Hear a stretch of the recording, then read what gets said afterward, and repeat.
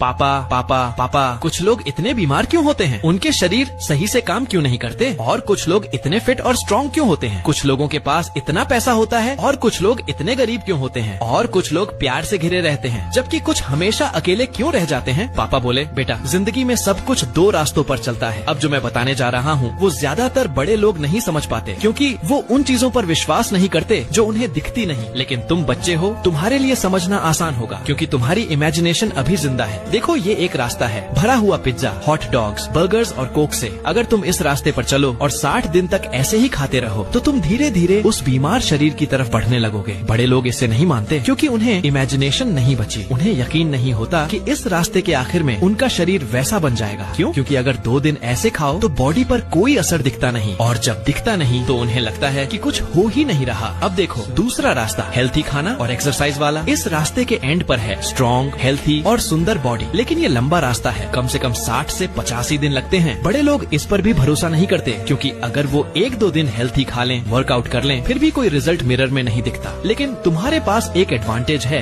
तुम इमेजिन कर सकते हो कि आखिर में क्या मिलेगा। बड़ों की प्रॉब्लम यही है, अगर रिजल्ट तुरंत न दिखे तो वो मानते ही नहीं। मैंने उससे कहा, सोचो अगर सब कुछ इंस्टेंट होता, जैसे ही अनहेल्थी खाओ मिरर में फर्क दिखे और जैसे ही हेल्थी खाओ और वर्कआउट करो बॉडी चेंज दिखे, तो हर एडल्ट इस दुनिया में फिट होता। पर ऐसा नहीं होता, इसीलिए जरूरत है फेथ की। इसीलिए बेटा तुम मेहनत करो, अपने हैबिट्स पर ट्रस्ट रखो, उस बात पर भरोसा रखो। बस कुछ ही महीनों में तुम बिल्कुल अलग इंसान बन जाओगे। पहले अपने शरीर का ध्यान रखो, फिर करियर और पैसे की सोचो, और फिर रिलेशनशिप्स अपने आप ठीक होने लगेंगे।